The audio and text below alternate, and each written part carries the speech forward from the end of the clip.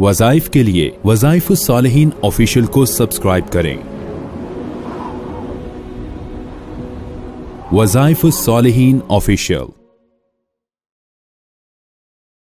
नहमदुहु व नुसल्ली अला रसूलिहिल करीम, अम्मा बअदु फ़अऊज़ु बिल्लाहि मिनश शैतानिर रजीम, बिस्मिल्लाहिर रहमानिर रहीम। फ़र्ज़ नमाज के बाद ये मुख्तसर वजीफ़ा आप कर लें। अल्लाह तबारक व तआला फ़राइज़ की कमी को भी दूर फरमा देते हैं और दुआएं भी कबूल होती हैं और इंसान को नूरानियत रूहानियत भी हासिल होती है। और इसकी सबसे बड़ी अहम जो फजीलत है कि इंसान को अगली नमाज की तौफीक भी मिल जाती है। क्योंकि इंसान जो है नमाज पढ़ता है तो अक्सर शैतान उसको इस जो है ऐब के अंदर मुब्तला करता है कि वसवसा इसको आता है कि मेरी नमाज कबूल हुई या नहीं हुई। अब ये वसवसा ऐसा है कि अक्सर मुसलमानों को ये आता है और शैतान उसको किसी तरह नमाज से दूर करने की कोशिश करता है। याद रखें, एक नमाज के बाद दूसरी नमाज की तौफीक मिल जाना पिछली नमाज की मकबूलियत की निशानी है। अगर आपको नमाज पढ़ने के बाद दूसरी नमाज की तौफीक नहीं मिल रही तो आप समझ जाएं कि अल्लाह आपकी नमाज को कबूल नहीं कर रहा।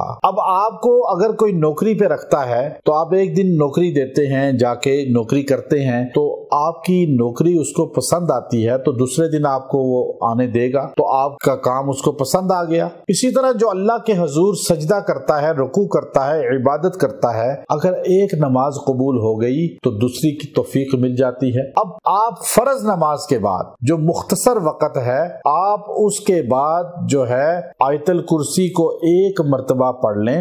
एक मर्तबा आयतल कुर्सी, इसके दो फायदे आपको मिलेंगे।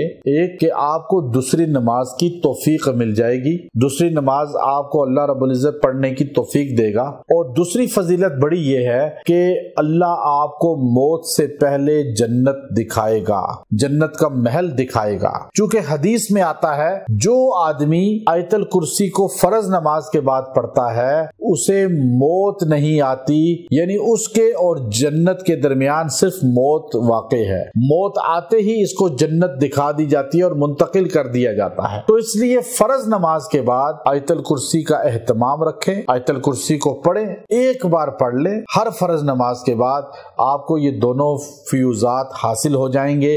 व आखिरु दावाना अनिल हम्दुलिल्लाहि रब्बिल आलमीन।